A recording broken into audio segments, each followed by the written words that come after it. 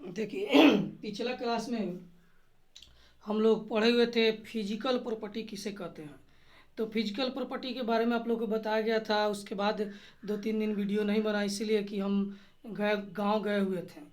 तो अब गांव से आ चुके हैं। अब जो है कि आपका वीडियो रेगुलर बनेगा।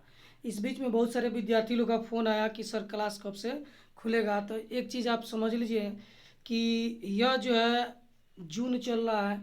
तो जून में गर्मी का छुट्टी वैसे भी सरकार के द्वारा बच्चे लोग को दिया जाता है। तो जितने शिक्षण संस्थान हैं, स्कूल, कोचिंग और ट्यूशन, ये सभी जून में बंद करने का आदेश रहता है। और अभी जो कोरोना संकट के चलते लॉकडाउन का स्थिति उत्पन्न हुआ है, इसी कारण से आपको जून में जो है कि छुट्टी ही रहेगा। और जुलाई से आपका क्लास शुरू फिर से होगा। जुलाई से स्कूल, कोचिंग और ट्यूशन सभी खुल जाएंगे। लेकिन अब जो स्कूल, कोचिंग, ट्यूशन सब खुलेंगे तो उसमें आप लोग को कुछ सावधानी बरतना होगा। सावधानी क्या बरतना होगा? जितने भी विद्यार्थी हैं, क्लास आते हैं, सबको मास्क पहन कर आना होगा। और अपने पानी का बोतल जो है कि अपना एक एक बोतल सारे विद्यार्थी को लेकर के आना होगा। इसीलिए कि अब एक बोतल से पहले 4-5 विद्यार्थी पानी पी लेते थे। तो अब कुछ दिन तक एक बोतल से 4-5 पर विद्यार्थी पानी नहीं पिएंगे। अपना अपना पानी सब कोई लेकर आएंगे।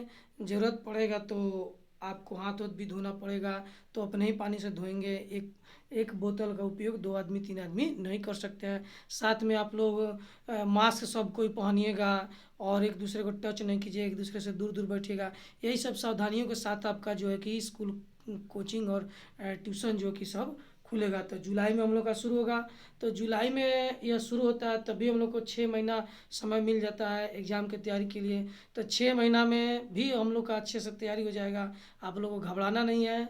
6 महीना बहुत है, काफ़ी। हम लोग को 2 महीना ऑर्गेनिक, 2 महीना फिजिकल और 2 महीना इनऑर्गेनिक हम लोग आराम से पढ़ लेंगे।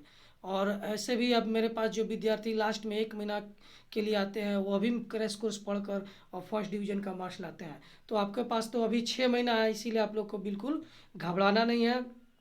जो है कि बार बार कह रहे हैं, पहले भी बोल चुके हैं, अभी भी कह रहे हैं कि क्लास एक नए तरीक़ा से शुरू होगा, नए व्यवस्था से आपको पढ़ाया जाएगा और आपका सिलेबस सही समय पर समाप्त हो जाएगा। कहीं किसी को दिक्कत भी नहीं होगा। जो पढ़ाया जाएगा वहीं से क्वेश्चन रहेगा। आपको वही चीज़ पढ़ाएंगे जहाँ से क्वेश्चन एग्जाम में आता है। इधर उधर का चीज़ हम लोग कम पढ़ेंगे, टू द पॉइंट ज़्यादा पढ़ेंगे। इसीलिए आप लोग बिल्कुल नहीं घबराएंगे। जुलाई से क्लास खुलेगा तो क्लास किया जाएगा। वैसे क्लास बंद रहने के कारण घर पर आप लोग बैठे हुए हैं, आप लोग को भी मन नहीं लग रहा है और हमको भी यहाँ पर अच्छा नहीं लग रहा है। क्योंकि यूट्यूब का जो चैनल है, इस पर पढ़ाई और डायरेक्ट सामने जो पढ़ना है उसमें बहुत अंतर हो जाता है। अगर आप ज़्यादा देर तक मोबाइल से पढ़ते हैं तो आपका आँख खराब हो जाता है या फिर होने की संभावना रहता है। माथा में दर्द हो जाता है, गर्दन में दर्द हो जाता है। तो यह सब व्यवस्था हमेशा के लिए संभव नहीं है। तो आपको कुछ संकट के कारण यह सब व्यवस्था अपनाना पड़ा। फिर यह संकट चल रहा है। आपको सब चीज़ तो खुल ही चुके हैं।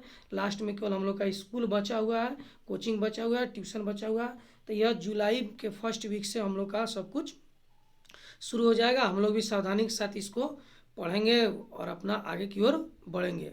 तो अब ध्यान देना यही है कि हम लोग को अब जुलाई तक जो है कि जब तक खुलता है तब तक हम लोग इस बीच में हम लोग क्या करते हैं कि ऑर्गेनिक तो कम से कम क्लियर कर लेते हैं। फिर आप लोग जब आइएगा तो फिर से सबको हम रिवाइज करवा देंगे। तो ऑर्गेनिक में हम लोग पढ़ रहे थे पहला chapter halo alkane, halo arene, organic का चैप्टर। इसमें हम लोग क्या पढ़े? हेलो एल्केन किसे कहते हैं, हेलो एरिन किसे कहते हैं, इनका क्या पहचान होता है, इनके कितने टाइप होते हैं, इनका क्या आईपीएससी नोमेनक्लेचर होता है और कैसे इनको बनाया जाता है और इनका क्या फिजिकल प्रॉपर्टी होता है। इतना चीज़ हम लोग पढ़ चुके हैं। आज हम लोग शुरू करेंगे केमिकल प्रॉपर्टी। तो केमिकल प्रॉपर्टी शुरू करने से पहले आप लोग कुछ होमवर्क दिए थे क्वेश्चन बनाने के लिए। किताब के अंदर का क्वेश्चन है, बॉक्स डायग्राम का क्वेश्चन है। वह जो क्वेश्चन है कुछ विद्यार्थी के द्वारा बनाया गया है और कुछ विद्यार्थी के द्वारा नहीं बनाया गया। तो जिन विद्यार्थी के द्वारा नहीं बनाया गया, हमको काफ़ी फ़ोन आया कि सर इसका आंसर कैसे होगा, क्या होगा, किस तरह से होगा। तो उस आंसर को सॉल्व कर दिया गया है और सॉल्व करके आपको यहाँ पर अभी उस क्वेश्चन को बना देते हैं। बनाने के बाद हम लोग केमिकल प्रॉपर्टी शुरू करेंगे। तो वो कौन सा क्वेश्चन है, आइए हम लोग ध्यान देते हैं कि कौन सा क्वेश्चन है। बोर्ड पर देखिए अब। तो यहाँ पर आप लोग देखेंगे यह इंटेक्स का क्वेश्चन है। इंटेक्स क्वेश्चन में आपको यह जो है इंटेक्स क्वेश्चन है, आपका कौन सा पेज नंबर है, तो इंग्लिश मीडियम में पेज नंबर यहाँ पर आप लोग देखेंगे कि इसका पेज नंबर 289 पेज नंबर है। इसको ध्यान से देखेंगे, जहाँ फिजिकल प्रॉपर्टी शुरू होता है वहीं पर यह क्वेश्चन है बॉक्स डायग्राम में। तो इस क्वेश्चन में यहाँ पर जो है कि आपको दिया जो गया है, इसमें 10.2 से लेकर 10.5 तक बहुत सारा क्वेश्चन है। इन सारे क्वेश्चन को सॉल्व करने के लिए आप लोगों को कहा गया था, जिसमें से कुछ विद्यार्थी सॉल्व किए हैं और कुछ जो समझ में नहीं आया, तो इसको अभी हम सॉल्व करते हैं और फिर इसके बाद हम लोग केमिकल प्रॉपर्टी शुरू करेंगे, जो इसका लास्ट टॉपिक है। और केमिकल प्रॉपर्टी के बाद हम लोग एक लास्ट और चीज़ बच रहा है आपको यूज, तो यह चैप्टर हम लोग का समाप्त हो जाएगा। तो इस केमिकल प्रॉपर्टी में आपको सबसे शुरू से करने से पहले आपको इस इंटेक्स क्वेश्चन में सबसे पहला क्वेश्चन है 10.2। तो 10.2 जो क्वेश्चन है इसमें पूछा गया कि सल्फ्यूरिक एसिड का उपयोग जो है अल्कोहल से अल्काइल आयोडाइड बनाते हैं तो क्यों नहीं करते हैं सल्फ्यूरिक एसिड का उपयोग। यह क्वेश्चन बहुत विद्यार्थी पूछे हमसे, तो चलिए इसको हम लोग बनाते हैं। ये पहले हम लोग कंडीशन लेते हैं कि यदि सल्फ्यूरिक एसिड नहीं हो और अल्काइल आयोडाइड हो, आपको यहाँ पर केवल अल्काइल आयोडाइड हो,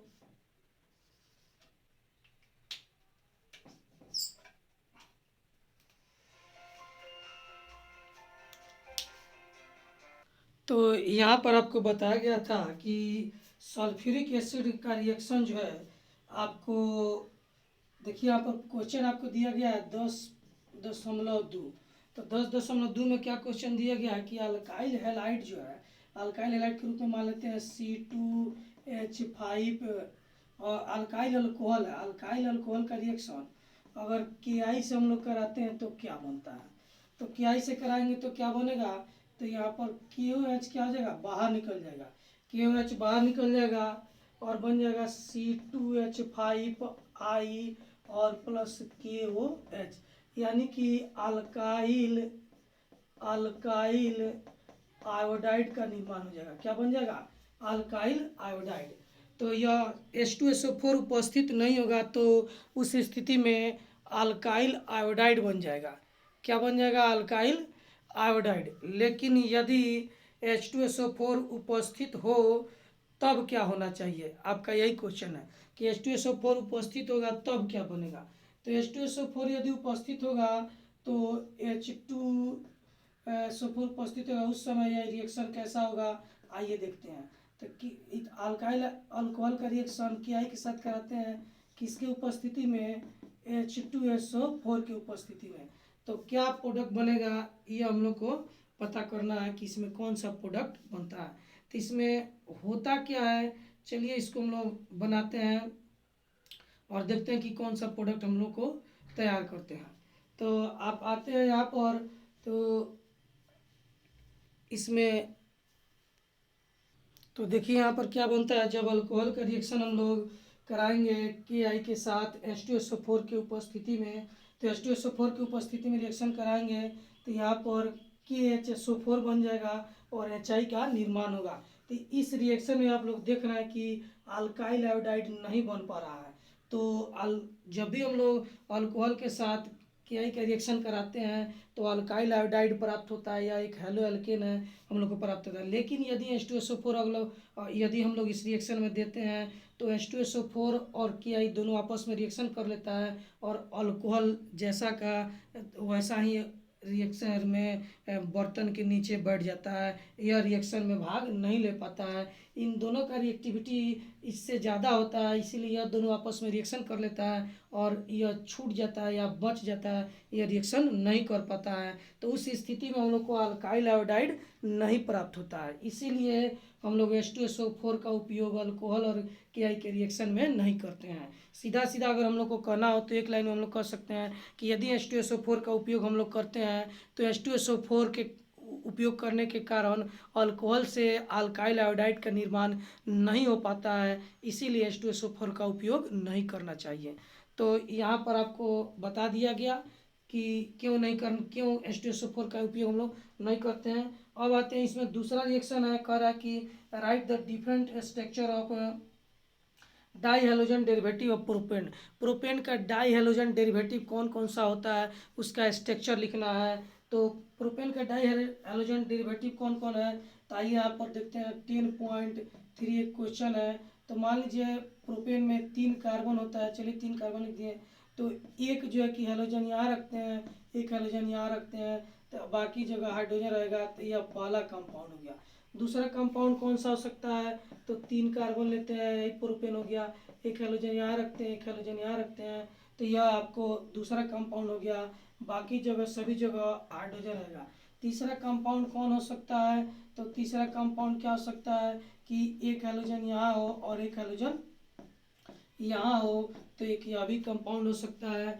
उसके बाद चौथा क्या हो सकता है कि आपको एक हेलोजन यहाँ हो और एक हेलोजन यहाँ हो। तो यही प्रोपेन का डाई हेलोजन डेरिवेटिव है। डाई का मतलब 2 हेलोजन होना चाहिए। तो इन सब का मॉलिक्यूलर फार्मूला एक समान है और स्ट्रक्चर सबका क्या है, अलग अलग है। यहाँ पर हाइड्रोजन हम लोग रख सकते हैं। यह क्वेश्चन है आपको जो है कि डाई हेलोजन डेरिवेटिव बताया गया है प्रोपेन के लिए 10.3 का। अब इसमें आते हैं 10.4 में कुछ क्वेश्चन दिया गया है। इस क्वेश्चन को हम लोग चलते हैं बनाने। अभी हम लोग जो बना रहे हैं, पिछला वीडियो में जो बनाए थे उसमें इंक अच्छा था, बढ़िया से दिखाई दे रहा था। अभी इंक जो कि अच्छा नहीं है, इंक समाप्त हो गया, इसीलिए आप लोग को यह बताया गया है। तो इसमें कुछ दिक्कत होगा तो फिर बताइएगा, फिर आगे हम चल के इसको कोशिश करेंगे सॉल्व करने का। तो अब आते हैं 10.4 में हम लोग चलते हैं क्वेश्चन बनाने। तो इसको मिटाते